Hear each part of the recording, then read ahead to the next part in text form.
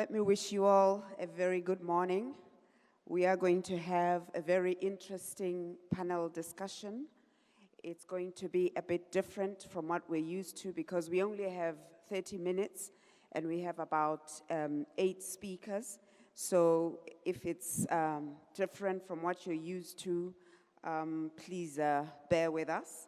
So I'd like at this stage to call forward to come and take a seat Professor Ami Upadhyay, who is the Vice Chancellor, Ambedkar Open University, India. Please come forward and take your seat.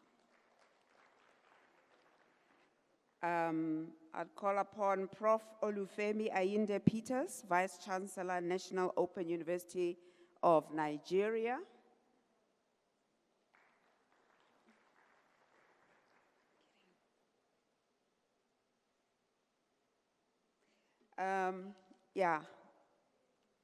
My colleague is trying to communicate something to me. I don't know. Let me call Dr. Delise Williams, Principal, Vocational Training Development Institute, Jamaica. And Dr. Lakin Dlovu, Principal, TVET College, Swaziland, if he is here, or she is here. Dr. Ngepatimo Kadila, CEO, Namibia College of Open Learning. Dr. Payal Mago, Director, Center for ODL, University of Delhi, India. Dr. Biswajit Saha, Director, Central Board of Secondary Education, he's here, India. And I haven't seen Dr. Ain Teiwa, Head S&T, College of Education, Kiribati. No? Okay. So I do have on stage my 4 panel participants. And what we are going to discuss how to transform or issues around secondary education. And the idea here is to explore how diverse post-secondary institutions, such as open universities, TVET colleges, and colleges of open learning can collaborate to create innovative educational ecosystems that build societal resilience through inclusive access, skills development, and community engagement. Because they are few, I will give minutes to respond to a 3-pronged question. Thereafter, I will open it to the audience if the audience have any comments or questions to make. Please note we have half an hour. And so the question that I wish to put to you, colleagues, contribute to building resilient communities? And are there any practical, innovative practices? And as you talk about that as well, opportunities for that is what we are looking at. And I will start with you, Prof. Amy.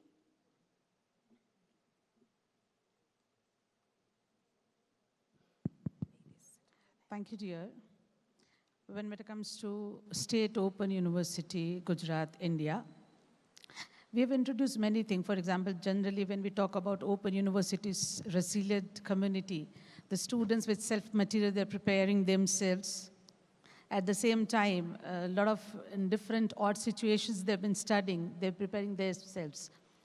When it comes to what efforts open universities are doing in general in India, I would say that we have started focusing a lot on skills because in India, education is very closely associated with earning livelihood possibilities. So skills play a very vital role. And right now, the focus of education is a lot of self-resilient also, that they would want to be more self-reliant. So even individuals should be self-reliant. The focus of education is there also. Connecting continuous academia to industry, there's a huge efforts for that. At the same time, open universities is a lot on education also. When it comes to possibilities to collaborate, I feel many times a lot of duplication works take place. Be it be content development, be it be a platform working on the platform online, MOOCs and everything. If somewhere in India, we have been trying, but all the possible, somewhere all open distance learning organization, institutions come forward, sharing their resources, more of open educational resources, putting their courses. So all the possible adaptation of those courses would be more easy and cheaper also for them. So I think that would be better. At the same time, I would say, yesterday also we were talking if we may have certain customized platform where we can share not only our courses, but also the best practices also. PCF, I've been attending since few years, I've observed that all of us sit together, discuss best practices, share best practices, and when we return to our organization, we are comparatively strengthened. So all the possible, if we work somewhere together, we may have certain common platform for everybody working in the field of open and distance learning, online learning. I think that we would be able to help the stakeholders in a better way. Thank you.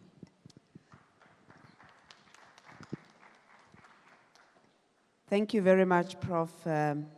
Amy. I think your point is that the focus increasingly is more on skills these days for, building self-reliant, resilient societies that can participate effectively in the economy. And also you emphasize the connection to industry that is also important, and your focus also on inclusive education. And also you see this platform that we are gathered in as a means of sharing best practice. And I think the other issue that one might want to learn about is the extent to which within, your own country, whether there is that sharing with other post-secondary institutions, open universities, TVET colleges, et cetera, because I think that is also key. But we will come back to that later. Dr. Williams, it is now your turn to talk about your contribution, best practices, and opportunities for collaboration. Thank you. Thank you. Good morning. As you would have heard, I am the principal of the Vocational Training Development Institute in Jamaica, affectionately called VTDI. Now, VTDI is a public higher education institution that specializes in TVET. Now, as I approach the question, I also want to emphasize the fact that at VTDI, we practice the competency-based approach to education and training. And as a result, it means that our students are required to demonstrate competencies in their respective areas of specialization using real-world scenarios. Now, you may wonder, how does that relate to resilience? Well, allow me to illustrate using two examples. The students who pursue our events management program are required to, as you would expect, plan and execute events prior to successfully completing the program. Well, our students don't only just plan and execute events, they also use those events to raise funds for other foundations and associations. So for example, over the years, our students have raised funds for the Jamaica Autism Association, as well as the Lupus Foundation of Jamaica. Using another example, we have students who are pursuing training in renewable energy, specifically installing solar equipment. Simultaneously, we discovered that there was a high school in the community that had just purchased solar equipment. And so we established a partnership. Our students installed the solar equipment for the high school free of cost. And so it was a win-win, because the high school got the equipment installed at no cost to them, and our students gained valuable experience. Now, where VTDI is located, we have a lovely view of the city of Kingston in Jamaica. But we're a little bit close to a volatile community as well. And so over the years, we have tried to support the community in different ways. And we have had computer training for members of that community free of cost. And to ensure that it is sustainable, we utilized our teacher training students to conduct the training so that they are using that as part of their teaching practice, and at the same time we are supporting the community. And out of that collaboration, we had individuals who were motivated and who we could recommend to pursue further studies at the VTDI. Some of them required additional support, and we have our pre-college program which supports students who don't quite matriculate. And I can recall one in particular who graduated coming out of that system from the community, having started the free computer training course. She was able to graduate top of her class, went on to pursue another program at the VTDI, and I'm pleased to say that she's now employed as faculty at the VTDI. And so those are some ways in which we interact with community. Mentioning entrepreneurship and building resilience, sometimes there are students, we're a TVET institution, and there are times when students graduate, they may not get employed as fast as they would like to. And so in all of our courses and programs, all of our programs at the VTDI, students have to pursue a course in entrepreneurship so that they are empowered. When they leave the institution, they're not confined to, a job, a 9-to-5 job per se, but they are empowered to start their own businesses, and very many of them do. The last thing I want to mention, since I only have 5 minutes, is that the government in Jamaica has recently embarked on a tertiary infrastructure development project because they recognize that, we have to build. They have been focusing on the high schools and the education system, while eliminating the teachers' colleges. And so they have recognized that we have to invest in the teachers' colleges, and VTDI has been included because we train TVET instructors. And so what they'll be doing over the next 6 years is not just upgrading the equipment at the institutions, all the teachers' colleges in Jamaica, 11 to be exact, but also integrating green technology, the solar equipment, water management, etc., as well as making the buildings accessible, because we have a Disabilities Act that has been passed in Jamaica, and so all new and existing buildings are to be made accessible, and so they are capacitating the teachers' colleges to accommodate that. And so these are some ways in which we are building resilience in Jamaica, and of course through VTDI. Thank you. Thank you very much, Dr. Williams. You've really said a mouthful. That really demonstrate the extent to which your programs that you offer in the institution are interwoven with community engagement, interaction with the community.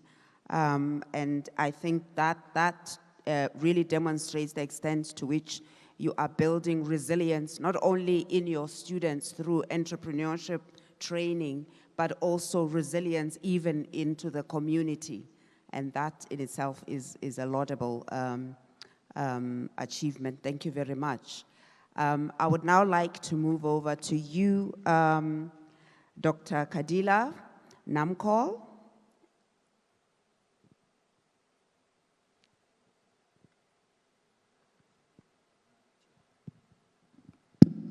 Thank you very much, Madam Chair. As you heard, my name is Nkepathima Kadila. I'm the CEO of the Namibian College of Open Learning. Namibian College of Open Learning is a public distance education institution in Namibia, established by the Act of Parliament. We have 20 years of experience in offering open and distance learning in the country. We pride ourselves to be a people's college. Our motto is taking education to the people. We contribute to community resilience in our unique ways, such that we do have a broad mandate, unlike other public institutions in the country. So we are mandated to focus on adults and out-of-school youth, whereby we provide secondary education programs for out-of-school youth who did not do so well in conventional education, general education system. And on top of that, we are also mandated to offer TVET programs, as well as higher education programs. So our programs cut across the whole education sector in the country. In terms of geographic resilience, we have a footprint in all regions in the country. We have campuses to bring education to the people as we pride ourselves of. Whenever you go in the country, around the country, you get testimony how the lives of the youth and adults have been transformed through NAMCOL programs. A week ago, I visited a construction site where we are building a new campus, and the site manager there gave me testimony that I'm a proud product of NAMCOL. So that is just one example that I'm citing. In terms of our focus is mainly on transforming the lives of individuals who are going through our programs, where, for example, in the mainstream education, they did not do well. They may feel they are hopeless. Now we give them that hope by going through our programs. And our focus is not on how many individuals or students are we enrolling in our programs, but how many are we transforming through our programs. And once we transform an individual, that individual will be able to make meaningful contribution to society and economic transformation, be it at family level, community level, national level, and international levels. So in terms of innovations, so we take a multifaceted approach to delivering our programs. So we use technology. Of course, there are challenges. You may be aware that Namibia is a vast country with a small population. We may travel or drive for over 200 kilometers without spotting a single person along the road. So when you reach a settlement, in that community, there might be up to 10 potential prospective students for NAMCOL. It's the question of how do I cater for that small group of people whereby you know that it's not economic, doesn't make economic sense, but that particular individual needs NAMCOL educational services. So we are trying to create ICT hubs at our campuses across the country so that when they cannot access our educational services, they come to the nearest campus to access that service. And apart from that, we take a blended approach. So we know that the issues of digital divide, so we also incorporate approaches like block tuition, where we take 2 to 3 weeks. Everyone comes to the campus to receive face-to-face classes. Those are just some of the innovation that we include there.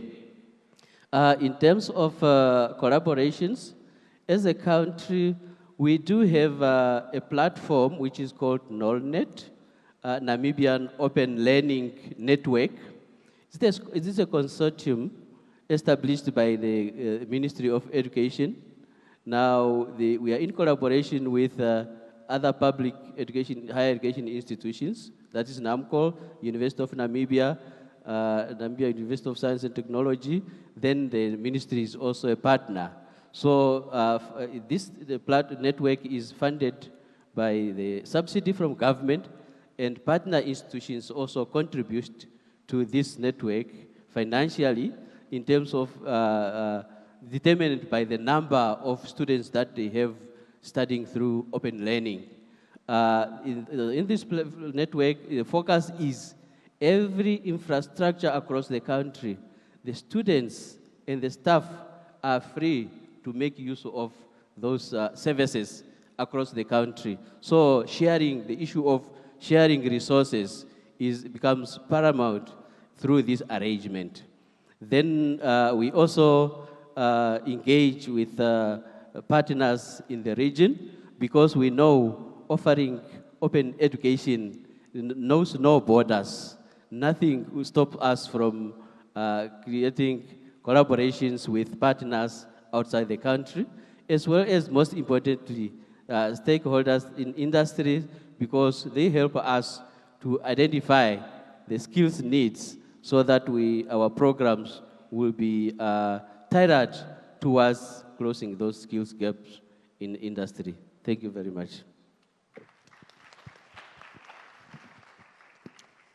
Thank you very much indeed. As you were talking, I could also see that NAMCOL is very, very similar to what the Botswana Open University does, in the sense that your mandate is broad. It includes out-of-school youth, TVET, as well as tertiary or higher education or programs. And that the innovation is really that you utilize technology, but recognizing the vastness of Namibia and the issue of the digital divide, you do also blend it.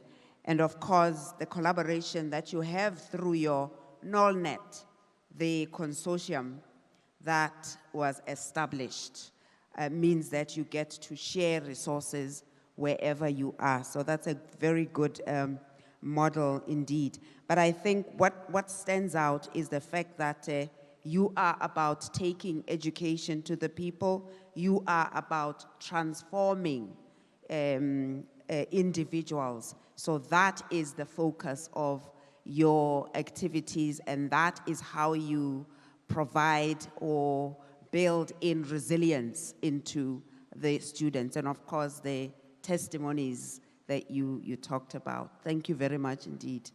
And over to you, Dr. Saha. Let's hear from you. Thank you. Yeah. So at this point of time, I think already we listened to the eminent speakers, respected dignitaries, my colleague. Government of India is actually, through policy directives, trying to create a resilient community. So first of all, new education policy has envisioned that the gross enrollment ratio in higher education would be 50% by 2035. Secondly, how multidisciplinary educations can be offered, so that, because post-secondary education is always a critical component of nation building. And here, we are aiming that how different university, college, and especially UGC and AICT-led community polytechnic, community center can be more functional, so that besides this regular program, some capsule programs can also be offered to the post-secondary sector. The third component, Government of India came up with academic bank of credit along with credit framework, so that how we can create a value propositions for any learner who is acquiring a degree, diploma, or certificate program from different part of the country, and how it can be recognized initially nationally, and then how we are in discussions with multiple universities abroad, wherein again the policy directives we are trying to establish in terms of twinning or joint degree programs with multiple universities abroad. The second pillar I would like to highlight with reference to the content and curricula.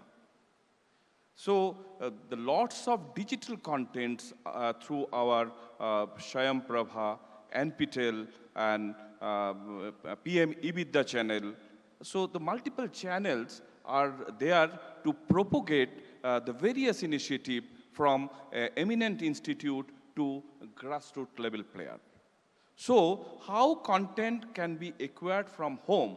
And here again, I'd like to just focus upon that our University Grant Commission has flagged that at least certain percentage of courses can be taken online, although students are opting the regular degree program. So besides complete ODL systems, the students in regular mode can also opt a certain component through online program. The third is equity and access. And again, the government is pushing the multiple kind of scholarship, fellowship, so that marginalized sections can really come forward until PhD program. So post-secondary scholarship to PhD fellowship, and this way we are trying to establish. And here again, the study in India program is also very much categorically we like to highlight in this global forum, because many students from African country and other nations through fellowships we are studying in India, both UG and PG program and some specific PhD program. Now it has been generalized so that in this post-secondary education, how that institutional expansions can be more, and through Rashtriya Uchchadar Abhijan, Shiksha Abhijan, that RUSA, I may be wrongly spelling the abbreviation. So there is a funding pattern has been established both for the central university and state-run university. And also there is an massive expansions of central level premier institutes like IITs, NITs, and central university in multiple states, so that the access can be enhanced. So the number of enrollment can be enhanced over a period of time. The last component I would like to highlight for the post-secondary education is how we can create a culture of entrepreneurships than employment, which is a very crucial. So through National Skill Qualifications Framework, one way, and other flagship programs of the Government of India like Pradhan Mantri Kaushal Vikas Yojana, National Apprenticeship Program. So through that, we are trying to create ecosystems where industry, various sector skills council are coming forward both in terms of curriculum development, curriculum transactions, and employment linking.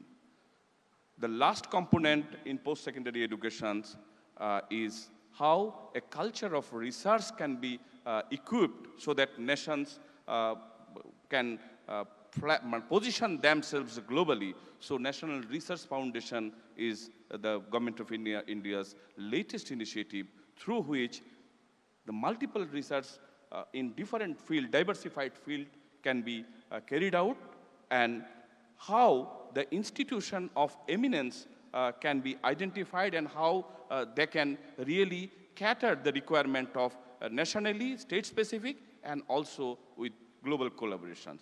So this way, we are trying to establish a culture of resilience among the community so that it really, the future learner can position them in 21st century skills. Thank you.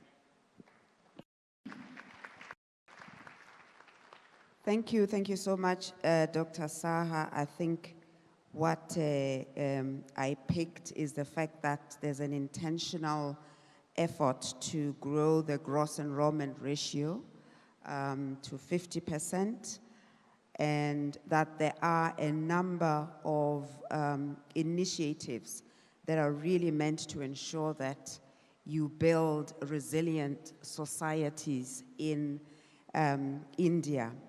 And also the credit bank that you mentioned, that is so crucial for mobility, not only within India, but even with international institutions. Thank you very much. And I think you also highlighted the fact that marginalized communities in India are given special dispensations in terms of sponsorship to enter post-secondary education. Yeah, and of course, I hope that members of the audience also did hear of the Study in India program in postgraduate studies. So that is in itself is another opportunity. And of course, like the other colleagues that have presented, you did speak to an ecosystem that really takes into account the industry as well as government and public and private institutions. And then, of course, your last point was on the importance that is attached to research and development for resilience of, the entire community in India, in other words, the country. Thank you very much.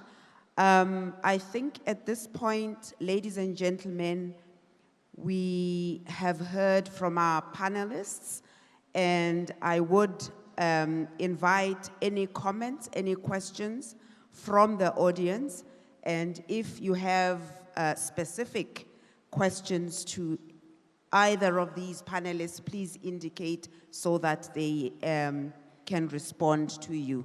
Thank you very much. I hope we will have about maybe 10 minutes for the question and answer section.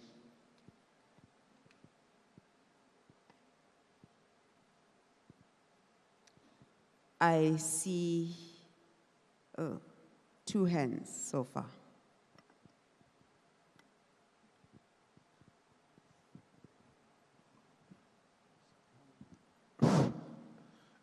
Thank you very much.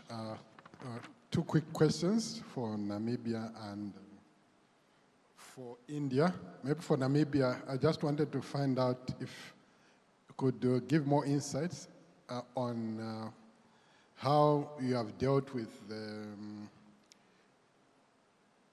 sometimes the negative sentiments people have about open and distance learning and what we can learn from you. I may have missed that. Then for India, I was more interested in learning on how you have been able to create a culture of entrepreneurship and if there are any models that others can emulate. I'm Gabriel from Zambia, from the Ministry of Technology and Science. Thank you. Excuse me, could you just repeat your first question? I think we missed it for Namibia. Okay, for Namibia, Yeah. it was just basically trying to find out how you have been able to deal with the negative sentiments that people have towards open and distance learning, and maybe the lessons that we could be given on how we can deal with people that have, especially for TVET, that others feel that you can't learn certain programs using distance learning. Thank you. Thank you very much. I'm going to take a number of questions before we get to the panelists, if there is any. I see a hand at the, oh, okay, thanks.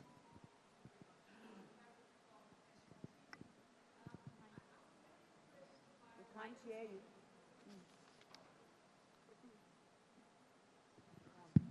All right, sorry about that. So I'm Karen from Eswatini. I'm very interested by these examples of people going through your system and then thriving. What are you doing for these people to become your champions? How are you putting them in the limelight? How are you making sure that their stories are shared? I'm very interested in that. Thank you. Is this for everyone? Okay. Definitely. Thank you.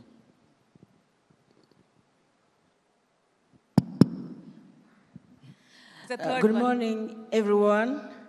I appreciate all your presentations. I'm called Milburga Acheru. I'm the Dean, Faculty of Tourism, Hospitality, and Languages at Makerere University Business School. We also have a faculty for vocational studies.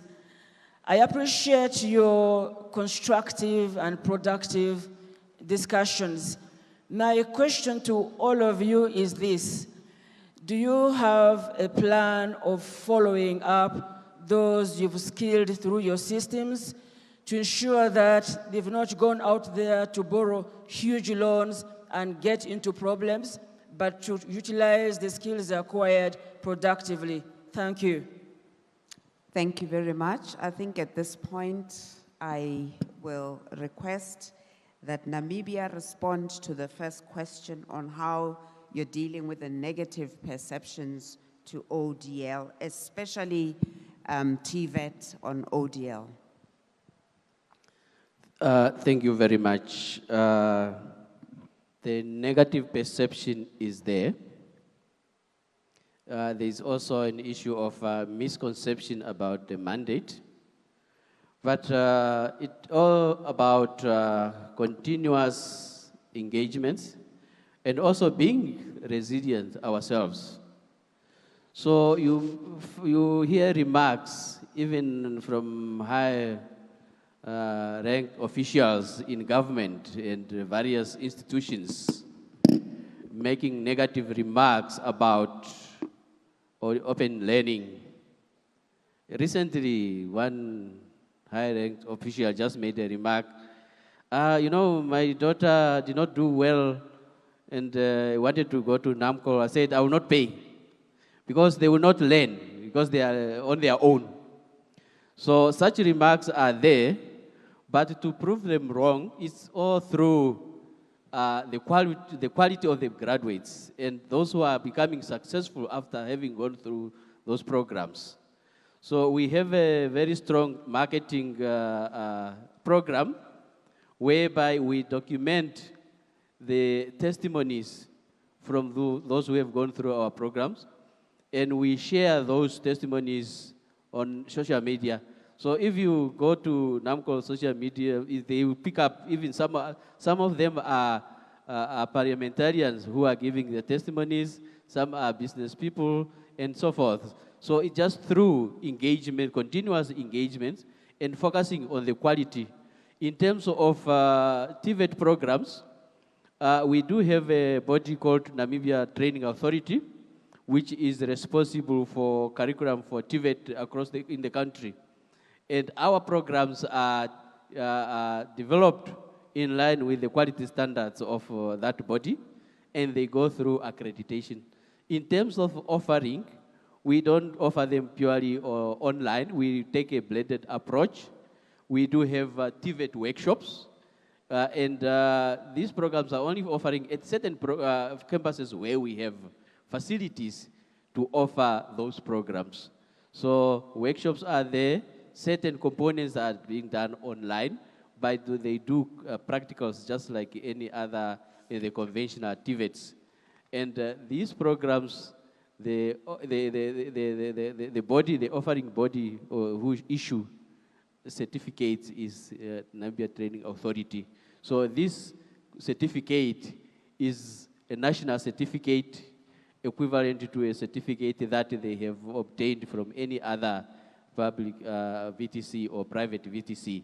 But we are also free to develop our own qualifications in TVET, maybe to build so that they can articulate once they finish with this one's coming from NTA. So what matters, don't compromise on quality, make sure that the graduates, when they go out there, they make an impact so that there is we prove them wrong. It's not about how you offer it. It's about the product that you get out of the system. That should be the focus. Thank you. I think in terms of stories, we share, and in terms of how do we know that they make impact, tracer studies, and also the word of mouth, as I indicated, one of the examples that just appeared on the site. This manager is telling me I'm a proud product of NAMCO. Thank you. Thank you very much indeed. I can see Prof. Amy is ready to respond to the issue on entrepreneurship, the question. Yes, please, go ahead. Thank you. As Professor Saha said, that in India, a lot of efforts by the government is also there. For student startup and innovation, huge fund from central government and state government is there. every individual for entrepreneurship would be supported by the institute up to 2 lakh. And if more grant is required, if really the idea works, up to 1 crore rupees, the governments support them. So this is the model by the government. Second, I would say that people who are working with certain ideas related to research and entrepreneurship, regular grants on the name of Shodh, research, development, the state government is also giving and central government is also giving. At the same time, there are organizations like ICCR, ICSSR, ICSHR, all of them have been providing huge grant for certain such initiatives. Thank you. With that, if you permit me, I would respond as she asked about the stories that may be somewhere. There are institutes, when we talk about resilient society, institute like us, for example, in our university since years, we have made free education for transgenders, and more than around about 1,500 to 2,000 jail inmates have been studying across the state. Education is free of them, full. Our disabled student, Bhavika Kukadia, since 3 years, she has been wonderfully performing gold medal and silver medal in Para-Olympics, a student mantra. And education is free for all of them. So even on-demand exams for them, whenever, adjusting to their universities like us, for resilient society, when we talk about the models, sex workers, HIV positive, transgenders, jail inmates, wonderful efforts have been paid. So there are certain good practices. Thank you. Thank you very much. Dr. Williams? Okay, am I responding to two There questions? were a number of questions. Maybe you could give examples of people that are thriving and also the issue on follow-up of graduates to make sure that they are indeed thriving and not indebting themselves in trying to establish their businesses and so on. Okay, just in terms of success stories. Yeah. Okay, so for example, there's one story about a gentleman who initially was serving as a vendor outside of a high school in one of our parishes. And when I say a vendor, I mean he was selling snacks and so on to the children who were attending the high school. He heard about VTDI and our programs, and he decided to enroll in our instructor training program, specializing in one of the technical areas. At that time, the program was completely subsidized by the National Training Agency in Jamaica, so there was no cost to students who were pursuing the TVET instructor program. He was able to graduate successfully. He went on to pursue other programs at VTDI and elsewhere, and then, would you believe it, he went back to the same high school where he was a vendor initially, but this time he went back as the principal. So that is one of our success stories. And he was featured on, the national airways and interviewed and so forth. And usually at graduation ceremonies, I do highlight a success story, and we also do it on social media, and also for many of our posters around campus, etc. We also try to use pictures of success stories in that way. I think there was another question. Well, not really. Okay, I think maybe we could allow Dr. Saha to respond very briefly as we're running out of time now. We've run out of time, actually. Yeah. So, I just add with what Professor Amy has ended, because throughout the globe, I think you may find some communities are proven to be in business, and that means in their DNA, the entrepreneurial mindset is already there. You may not have a separate curriculum for them. And here, entrepreneurships, we don't want to mean that every entrepreneur is going to set up a business or enterprise, but how they can give values to the system or to them, that is the entrepreneurial mindset. And to do that, I think that curricular intervention is very much required both at secondary level and also at post-secondary level. And that's what we are trying to post through different kind of finishing or employability skill. Thank you. Thank you very much indeed, esteemed panelists. You have given us, I want to believe, a lot of insight. You have also, I want to believe, informed the audience, and that when you leave this stage, you will have other people wanting to engage you further on what you shared, and perhaps even begin discussions around collaboration and partnerships.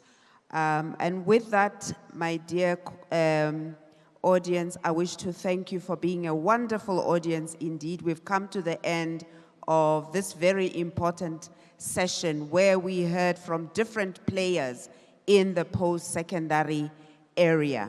Thank you very much, and over to you, Dr. Scott.